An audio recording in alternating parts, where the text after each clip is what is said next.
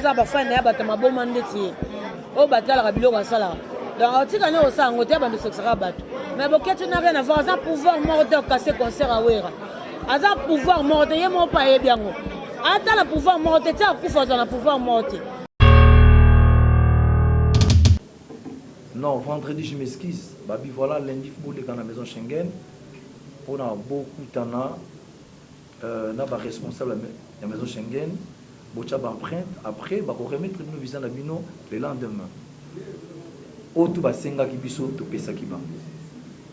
Ba carte de vaccination, autorisation de sortie. Non, faina yembisa Zenith.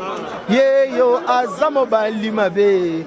Balinga kama bali ndenge nini yango mailoko na ngai to sana Zenith. Sana moko na boki bezela na bantu, bango bango ende. Eh mama blalinde osapa zole na gabina ngayo. Bale bigao. Eh bigao, bigado gado. Blalinde osapa zole nawa. Dalaye azole nawa.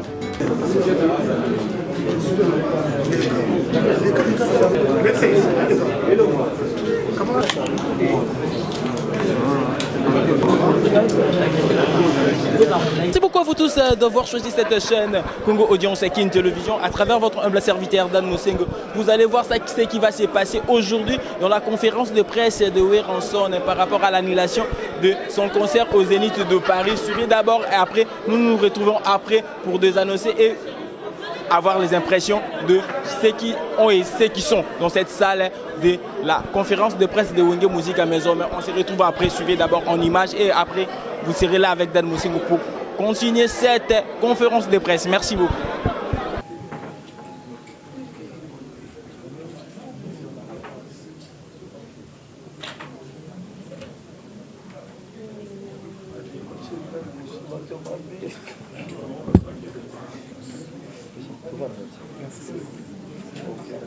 Alors, nous allons commencer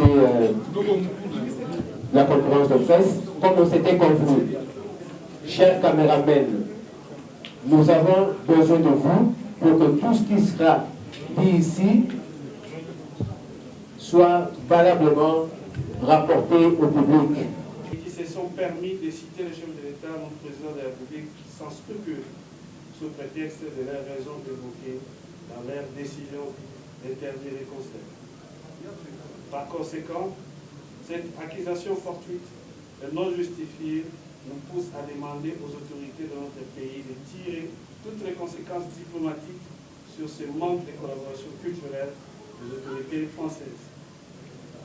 Mesdames et messieurs de la presse, nous ne pouvons clôturer sans remercier monsieur le producteur du concert de l'île de Paris pour sa marque de confiance à l'endroit du président Noël Makanda Weranson et prions le bon Dieu de lui rendre tout ce qu'il a perdu. Aussi, remercions-nous enfin tout le monde qui avait contribué de loin ou de près pour la réussite de l'événement. Weranson est les demeures artistes. Que vive la culture congolaise, que vive la RDC, nous vous remercions.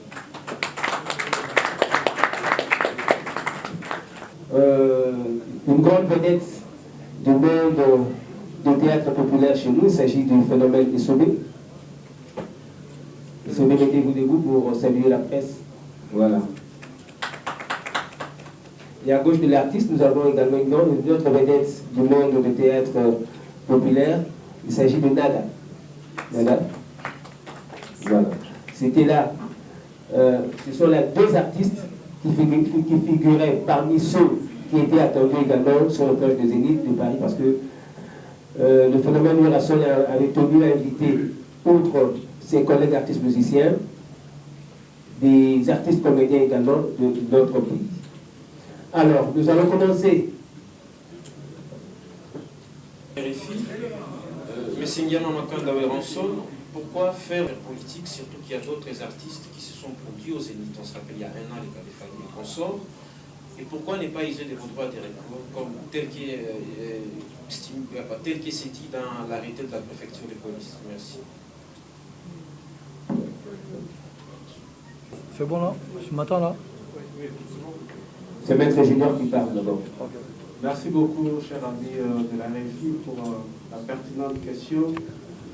Nous serons très brefs en disant que la dite production a été annulée à 3 jours de l'événement, tandis que la campagne sur la promotion de l'événement a duré il y a de cela 1 an et 2 mois.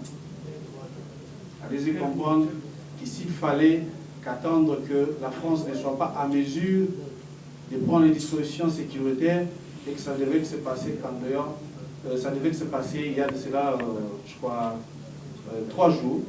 Alors, nous disons, pour chuter, que vous avez pris connaissance des libellés de la décision de l'annulation.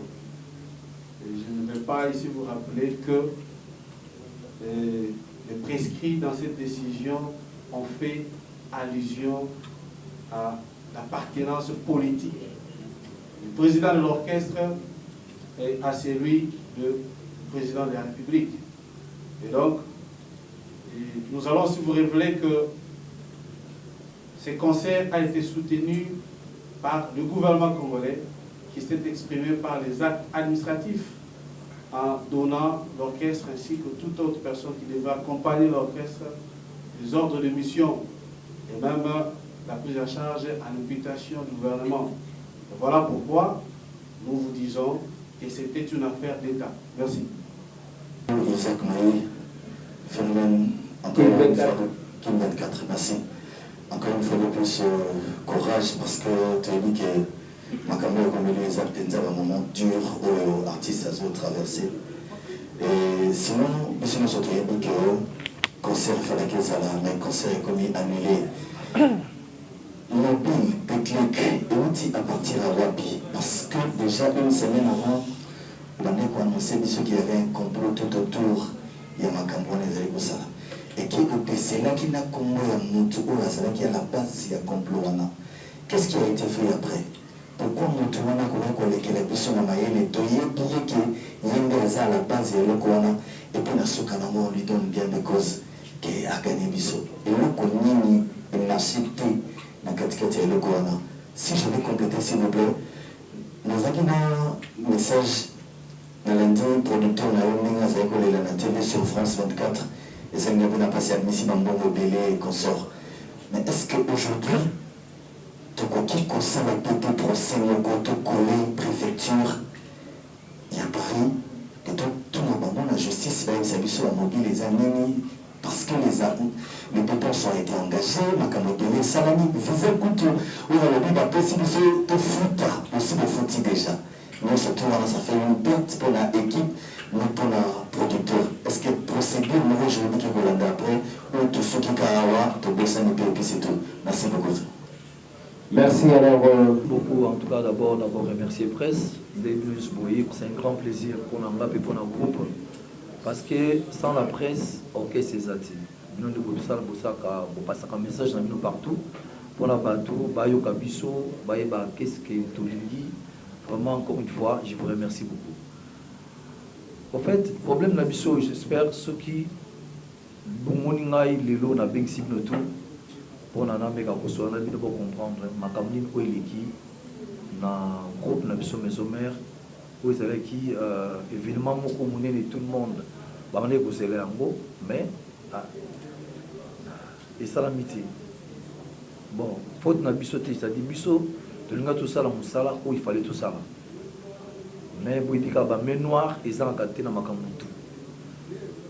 Autre basenga qui biso, tout pesa qui va. La carte de vaccination, autorisation de sortie, voire même j'espère que c'est jodi Koroba, tout ça qui même la document légal du ministère de la Culture. Pour pesa qui c'est pour la première fois va remettre groupe pour tout senga pour qui défendre Mboka à l'étranger. Nous présentons mon ambassade, tout ça qui est un manager solo, tout solo n'a chargé d'affaires, avec Sibiso. Voilà ce qu'on va de ça nous tout. Et ça bien, nako orientango na maison Schengen. On a des barres qui sabino visa. Tout kepe, tout kebandak tout cela les jours J babenga biso babengi biso lundi. Non, vendredi je m'esquisse. Babi voilà lundi football dans la maison Schengen. On a beaucoup tana na ba responsable de la maison Schengen. Bocha ba empreinte après ba remettre nos visa na bino le lendemain. Lundi babenga na 8h babino rendez-vous déjà reporté pour le mardi. Nathalie qui est pas toya babise faut moi na 9h à maison Schengen. Moi ya kuluka bobi ka participer bazalaka. Monsieur soit éteint portable à Kami Mobing des Ati. Tombé quand même qu'on soit bango par tous les moyens à travers les chefs d'orchestre. Dans UP Banlibi en tout cas, mission rendez-vous en mardi. Lundi na 16h babengano banile rendez-vous. L'ambassade de France donc va communiquer maison Schengen non en tout cas banile rendez-vous na biso. C'est comme un mission mardi na tongo moya ko atteindre bango et à la guité à peut se retrouver na maison Schengen bisonyo na tongo wana ba mission ba je m'excuse ngazaki na ndako ba benga bi wera yaka rapidement ils ont un problème ba mission ba tomboki obika ba mission tamba yaka makamno événement après ça sera toujours derrière bango pour nous appuyer événement ba qui peut accompagner bango les ba bisi bango en tout cas na minute c'est-à-dire banile rendez-vous na bino ba mission ba qui choqué comment banile rendez-vous et pourtant tous la visa dans 4 jours pour voyager to kende ko présenter spectacle na mission en France dans une de Paris et moi ba tiraimana après ngapé na ye na calmer bango na bino pas comme ça voilà ba benga pe na consigne na côté pe na kati absinga bon problème ezate mission de ceux qui ordre l'ambassade de France comme déjà aussi tout bon convoyé quand même donc pour que ça nous boyete à le bouffer d'abord free à visa tu es bien que là-bas non mais ambassade soit ceux qui nous font free à visa c'est que déjà visa na visa à accorder les acquis s'il faut dire quoi tu fouti plus de 6000 et quelques si je ne me trompe pas d'euros de Zakina CG yimta futaki sont sur ça qui peut voir parce que seulement le lendemain tu benga bino pour avoir visa na bino le lendemain on te zeli ba benga biso ba bengité après tu as un message qui ba le bi que banile concert il y a les 10 les 17 oh banile en comment tu vas dans mandant tu zeli banile concert après tu benga producteur abi banile concert ezali producteur a bengi sous la salle a biso to ko ndile concert le ba yomoko wa ndile concert to ko ndile concert on a peu comme les acquis en bon terme avec autorité de Sambo quand on peut recevoir très bien avec peu ko senga bango c'est la qui intervenir ba bengi chargé d'affaires ba biso mais qu'est-ce qui se passe avec l'orchestre bengi oh non en tout cas ba ndile concert non obiga ndema kamalele komba ba zo téléphone ba bengi pe producteur ba sali conférence entre bango trois producteur FC bango ba nile concert ba sali pe effort ya ko atteindre mairie pour avoir que mairie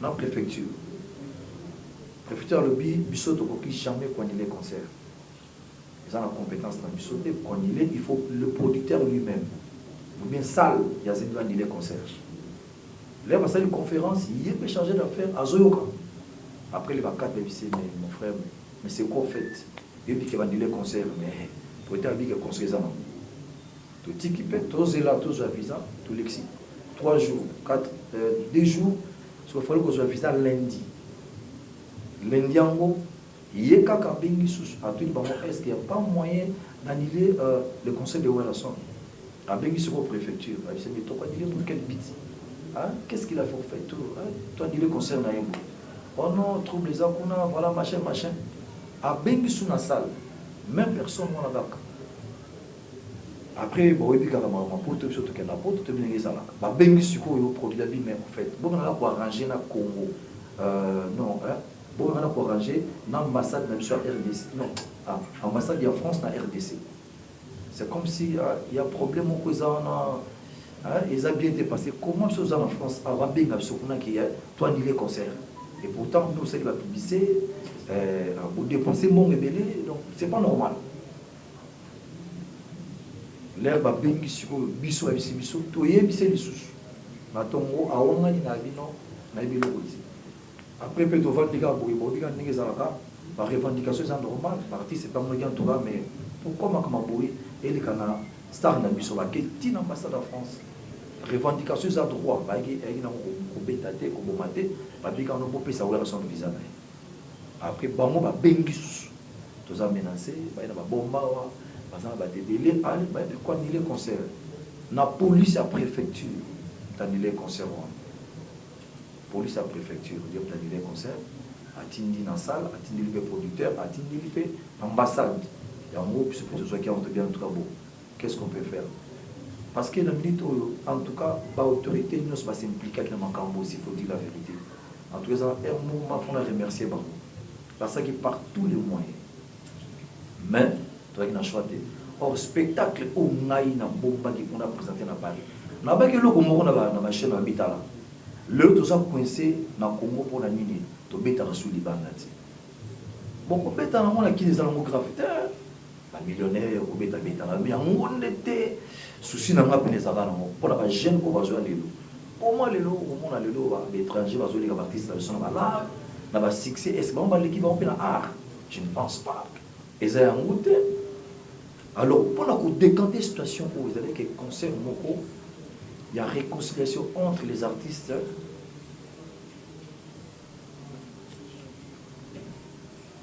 ok entre les artistes et la diaspora concert moko de la paix il y a un moment la que tous les artistes va collègues na ngai na invité ki bango baya tout ça la concert moko pour la tout fumo la piste c'est vrai comme nango normal muto ko beta concert na ye pour les gens bon allez petit concert ici mon frère Jean Zela qui est là donc tout étouffé sur Europe de ça m'a camé ezalaki donc objectif nanga isaki pena ya mona c'était pas pour nanga mo nga ça na ko beta nanga ko ezala mo bien mais la telle que oh bon ba ndeko to sana bango batika ba métis ya Nzela ya baba ya ba point non ce qui nous les a que na beta kana Congo ya musique ne c'est pas vérité et alors on a zo beta musique na yi ba to batana kata salle na la Jean Pierre dit on a musique faut pas tout sous payer si ka ba ko talanga on a des succès stars donc souci na ma pena ezalaki ya mwana mais tout ça par tous les moyens na été temps pour na acquiser tout le monde c'est pas bien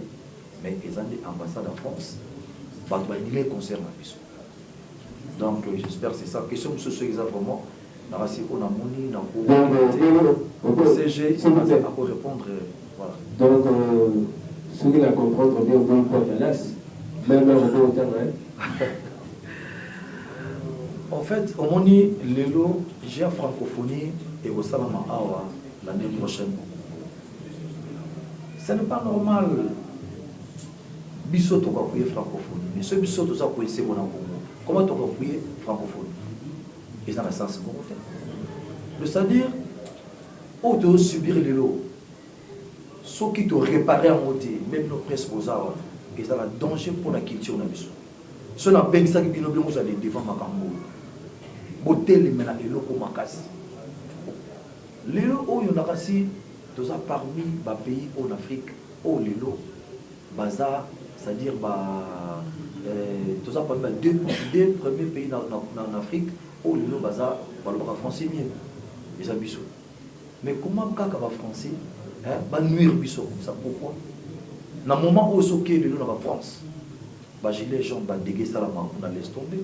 Mais donc et empêcher l'activité là et ça la matière et puis on peut informer bien sûr avant que soit bêta bon qu'est-ce que vous savez ba bêta qui peut dans ça là c'est bah ça peut avoir un problème énorme mais pas dans bango ya grave mais ba protéger qui bango pourquoi pas protéger bisoté il y a d'autres qui n'assistent jamais tout le bango merci et ça va vraiment il faut le gouvernement étaler là merci. Alors c'est la deuxième question en rapport avec la réaction de l'orchestre Maison Mère qui est lésé aujourd'hui. Il y a une bosse Zali, par les prochains cause à la proche, il y a un gouvernement tel que les KP, un gouvernement actuel. Est-ce que musique influence la politique na biso? Et puis, tous ceux qui ont fait la élection en 2023, n'a eu qu'une élection politique, le carabino Boyema. Pour l'avenir, il y a une musique à maison mère sur le plan scénique à niveau ya poto. Ce qui va béguer Weranson à Yemba, dans l'élection de 2023. Est-ce que Weranson a un courage à Yemba?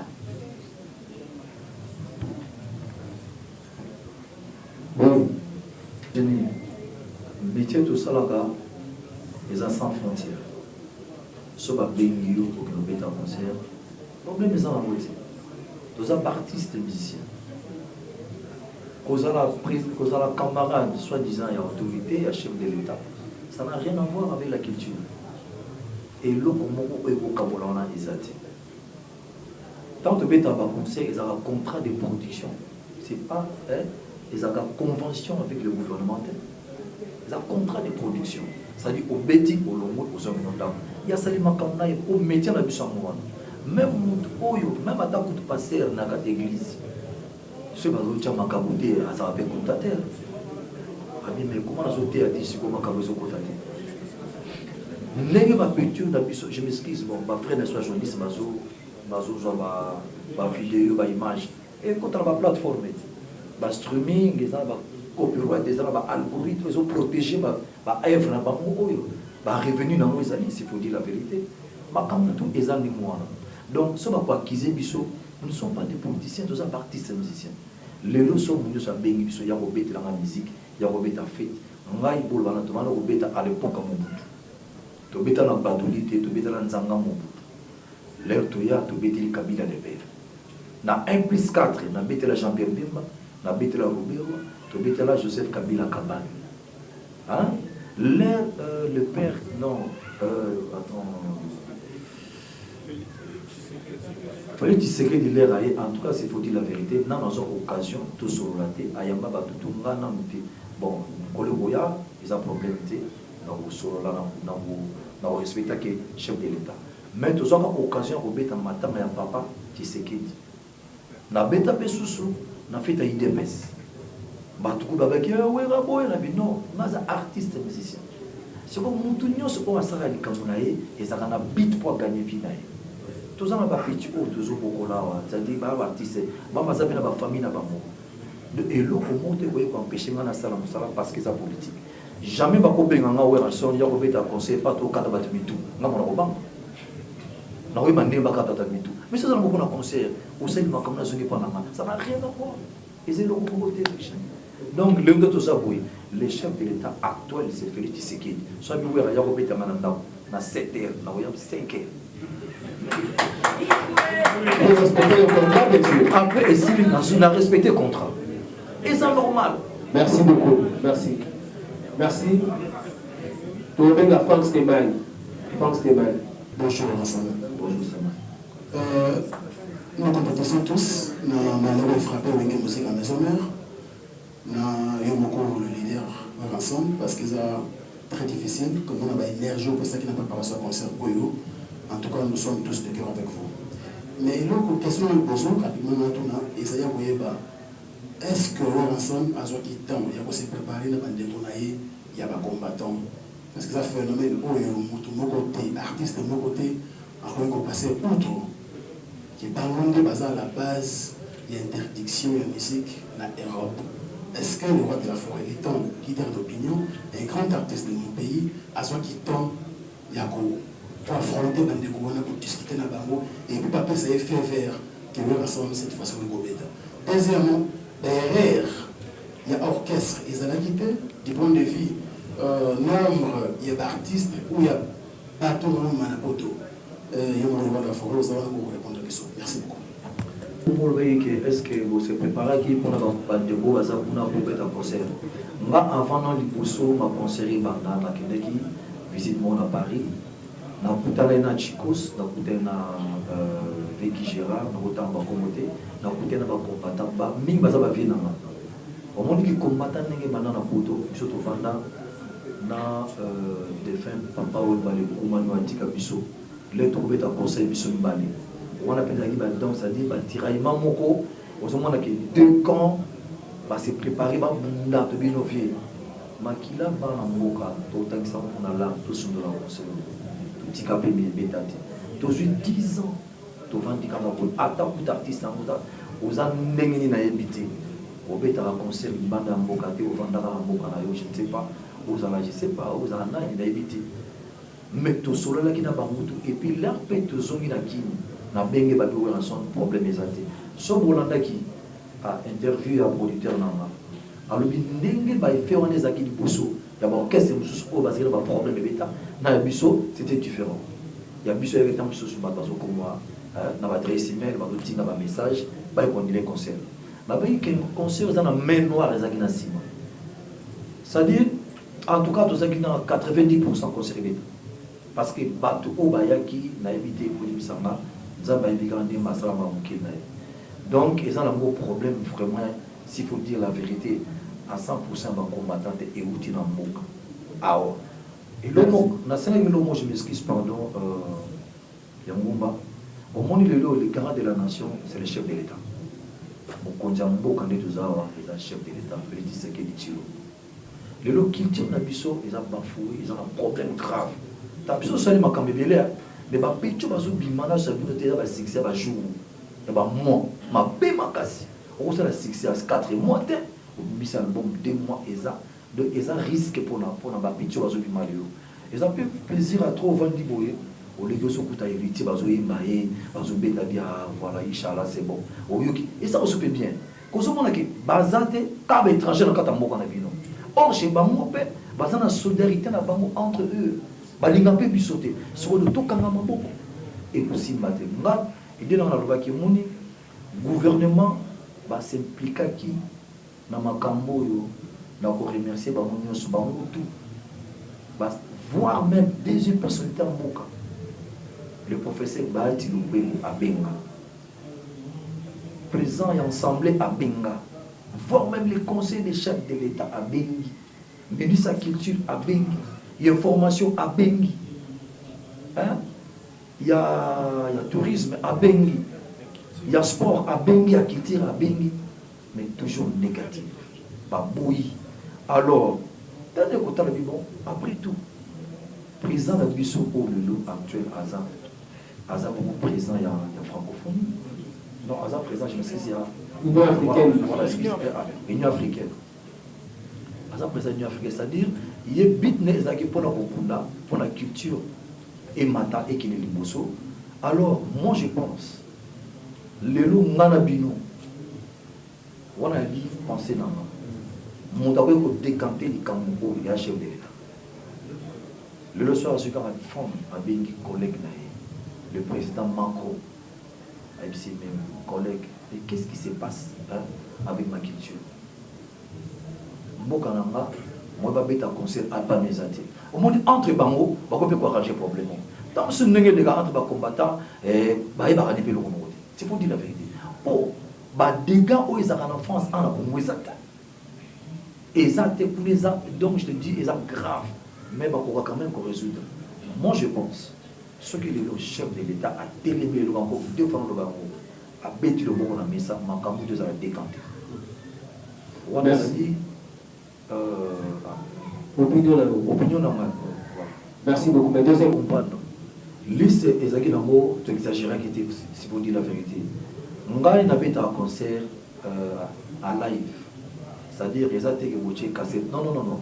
Ba guitare so beta, drum so beta, ba chanteur bazo yemba, ba acrobate bazali, ba danseuse bazali.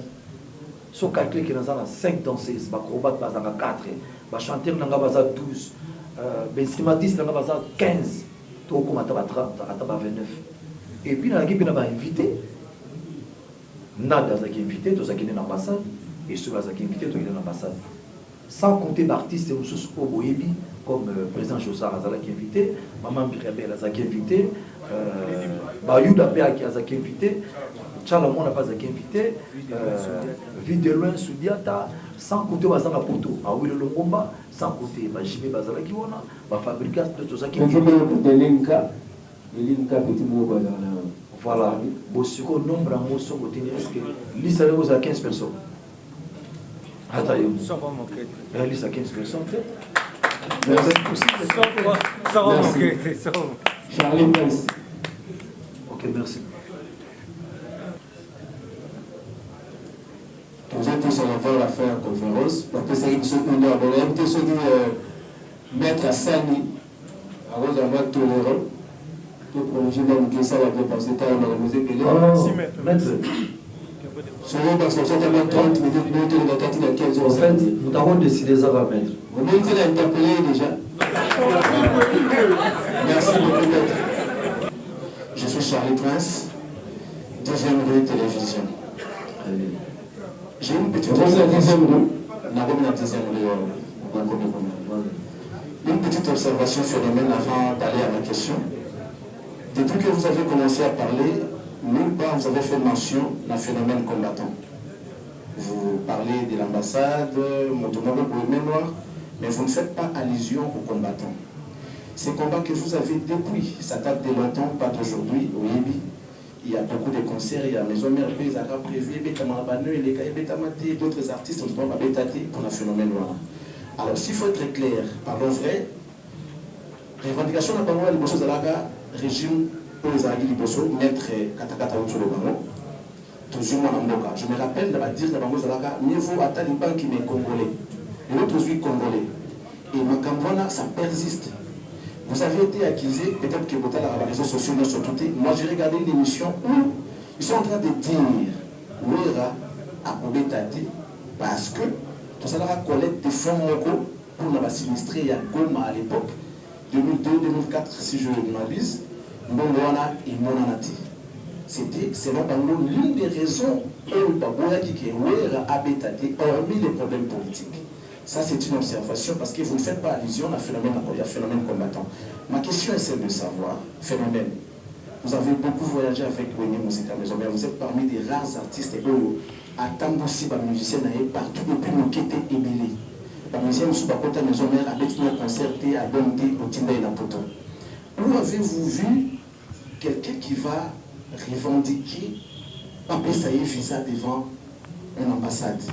Étant donné que l'ambassade, c'est un État dans un autre, vous avez permis à ce que les musiciens aillent manifester leur mécontentement devant l'ambassade. Mais pensez-vous pas que, quelque part, vous êtes vous-même la cause des refus de visa par rapport à ce que vous dites? Merci beaucoup. Je suis à Posenga, par rapport à Corée des Fonds. On a une action humanitaire tant que ce on a un baquet pour tout. S'il faut dire la vérité, ça fait 20 ans. S'il y a des artistes congolais, on a plus de 20 ans, on a l'action pour les campagnes, je m'excuse à ça. On a fait ça 3 pistes à l'équipe, on a mis ça pour. Est-ce que les Rwanda va contribuer à attendre un franc, à attendre un droit rien. Deuxièmement, on a un sanatorium politique à Bakis, va contribuer à rien. Troisième, on a un Goma.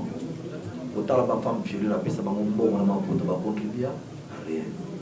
Na ba Covid oyo awa na keti na banque du sang na kepesa 2 unités makila na bana bato. Est-ce va contribuer à rien. Et bon on a contribution au PCA qui on a payé ça na éviter dans ce que vous avez dans ce $20, $30. Comment beaucoup mon amour c'est comme si et le mot est grave on n'a même pas on a mon amour na réunion na pe na zala tele tu apesa mon canal libre. Nazo au courant na moto je ne connais rien du tout. Na makamwana en fait wana sali bazaka ba donc pour inventer bon ba raison que biso to beta na espace Schengen. C'est méchant ils ont bien dit. Tout ça pour ma culture pour rien. So tali na publicité les gars qui awa il y a un combattant tchécos aba qui a beaucoup de namba culture sur ta mawa. Ça fait 10 ans ba beta sur na poto. Donc côté que on va passer un bon ce que passer un bon non là ça ba tout ba ebango la population, voilà, on a eu aide, il y a des combattants, pour on a aidé XY. Pourquoi? Parce qu'on a ça d'abord, donc, en tout cas, c'est des mensonges, le phénomène combattant lobby. C'est normal. Revendication dans le droit. N'est pas même comme ambassade. En tout cas, le Kouta m'a dit, j'espère que nous allons à résumer. Si vous avez une ambassade, non, la maison Schengen, Benga qui va vous rendez-vous mardi. C'était ça. Pour la banque, que non, à 9h, bazar à la maison Schengen, pour la empreinte, et puis après, c'est tout bazar na banque. L'air, c'est ok, Banila qui rendez-vous. Il faut que nous avons artiste. Mais pourquoi vous avez tout contre l'ambassade? Alors, les agités qui ont pour la brutalité, non, c'était pas ça. Loin de là. On a pour moi, déjà que tu as tant me formé, on n'a pas contre la vie, il y a qu'à s'il vous plaît, vous savez, vous savez, Schengen. Il y en a qui ont intervenu, vous savez, vous avez après conseil la vie, à tout le monde, mais qu'est-ce qui se passe? N'explique bien, au coach Abango. Zénith, bien que on a un union sur vraiment, bien que on a un union sur pour Zénith, c'est ça qui va vraiment dans sous à plan. Donc voilà. Mais n'évitez le union aussi on a combattre parce que tout le monde avait une vraie cause et ça dit que Zénith de Paris raté. Tous abandeko, tout ba grand frère na biso bazawana, ba sœur na biso bazali, ba père na biso pe bazali, donc tout abandeko.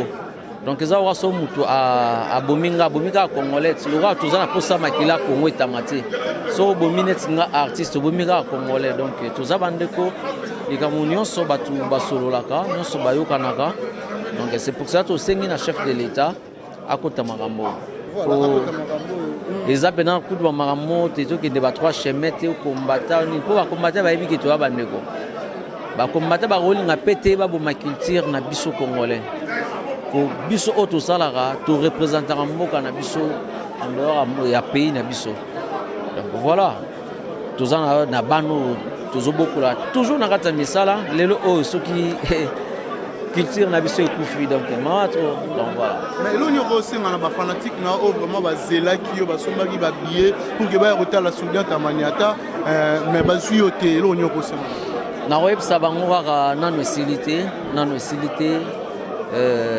le roi Nzamba permettre biso tous à toujours en vie où il y a bon bien il y a lobby mtoyer bien donc voilà donc bazala bango toujours motema ya kokita ndenge bayebi tonsu na bango sepelisa bango un jour bazukuta na ngo en live mais batebele ba konzimate ke o tozana za Soudiata par rapport ndenge bayebi se dekizaka elo nyego la que ça vraiment que ça c'est Soudiata o bayebi vraiment puisque elinge za la surprise mona Zenith oyo na ebite moto ne pela Zenith na bazila na bango ba welete o yaza Soudiata ya lanza tazene ibongo bino lolanda banani ba mami. Voilà, merci beaucoup, on est toujours là. Je pense que non, faina yembisa Zenith. Yo azamo balimabe. Balinga kama balindenge nini yango mailoko ngai to sana Zenith. Bon encore résulté Nzambe moko ayebi eleka bien. Bagabana basele baza batu moko boye oyo bamonaki préparation ya Zenith nde vakumu wana ezalaki. Bande robenga biso mona boye soni kamana manager à maison mère au monde CG junior katakata zo benga nada kata pongi yaka nanu on a eu le temps de préparer Zenith wana mais na habité niveau Zenith au moins Zenith niveau na préparant so na moi 16e mais na ça il fausse couche au moins dans mais comme à terme mon boti te c'est que perdre moi donc c'est choquant ba fan na ba ebaka to aka ba makemba bisonyoso merci OK la forêt à s'appelle ici Batou à répondre à la question de Bino donc oh nous surtout aux agues n'ont besoin le roi de la forêt à répondre donc ça Bino peut voir la question pour tout nanga pour nga peine répondre à Bino on a dit que pardon papa Bino beaucoup de distraction avant on a la guerre entre Bino va porter parole est-ce que mon porte-parole m'tafunda ikuna l'ambassade non ils a baisé ils a qui pendant réalité tous aïe ko dresser Sankara moi na mai na biso azonga na nzela malgré alingo raté le kuta makasi siko réalité yango bata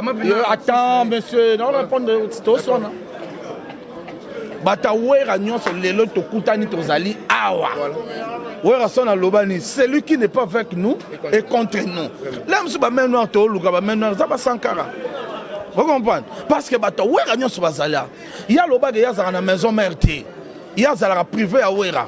Parce que Wera Zaliawa. L'homme super Wera Rotoka. À Rose a besoin de papier mouchoir. Non, non, on peut ça. Wera Rose a besoin de maille. Non, non, on peut ça. Il faut privé n'a pas peut ça. Parce que privé n'a pas ça. C'est que les États-Unis ne vont pas bimager privé Wera. Si on regarde comme voyage, on doit bimer privé Wera. Wera Zawa. Vous comprenez? Puis au Ségabiso, on va puis rejeter tous les diplômes. Et ceux tous les visas. Négonanga. Na mokile loko biso tout le diplôme et visa de rozonga ta 100 000 fois oye le lozu visa lobo zu visa lobo kuno zu visa mais loko bazwa malami balete zande diplôme donc tanga oluka biso visa biso to oluka lende diplôme donc jour à présenter biso diplôme voilà de ton CPL. Merci beaucoup. Merci Ndeko. Me bandi tire aussi là, biso net ko ya po to yo kele mato tanga ka to pesa actualité.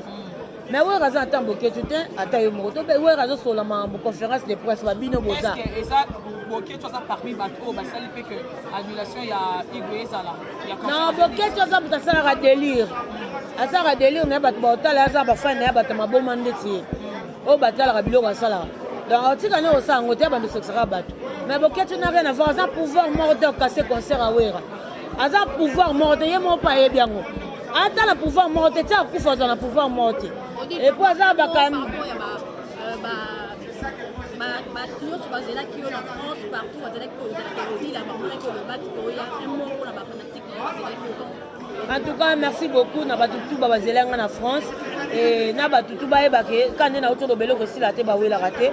Bon, to zawana et puis va voyager ça langue belé ba surprise là autour de valer si côté poto boy ba même erreur ya. Donc to ebinen to sala ba concert les belé kana ba poto wana.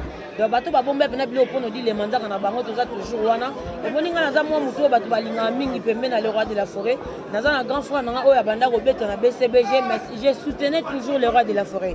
Ozo mona donc ce que ça que moni lelo mambo ba poto bimaki abate pele comme simba benda ndaki Sankara lobaki na TV abana seka baninga ke bazi visa te omoni ke nzambe mtapu ba bongsa mamu nyoso biso tout oza Kinshasa oza comprendre ils seka baninga makamba visa mais oza na diplôme d'état te oza comprendre est-ce que démarche no eza bien bon visa mutata ke Brazza loba onka visa eza kana kombo moko Sankara écoute à diplôme d'état mais abimisa ngoti yango pe yango miko toza pena de opération la risa diplôme d'état na professeur atangisa yo ngana sisi na centre féminin Mamobutu je suis licencié en économie te pona ngate ngaya otanga komo na émission te na yebisaki ye soka tangi émission oyo otanga kombo nanga na muto asala na émission na obeta ye na beti na sanka na wala ko tazana ngona téléphone te ngana tikala ozalisanga moko na bango te wera loba makasi na mosala Sankara d'écoute abokanga 5 francs formidable ye libanga ezate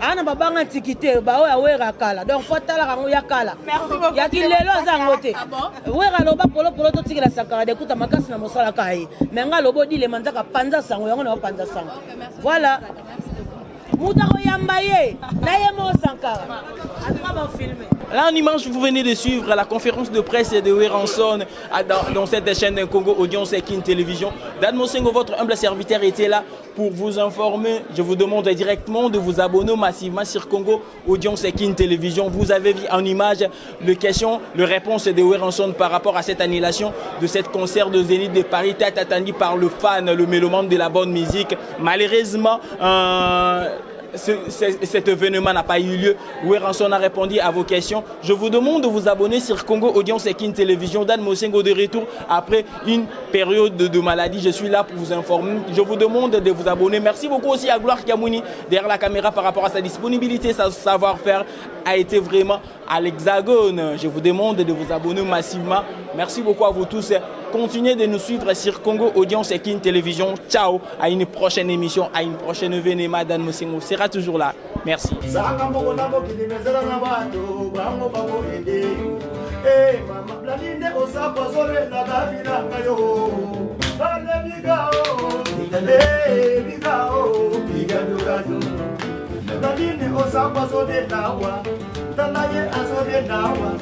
Nalaye azode nawa. Nabino sako ya kadi Kongo.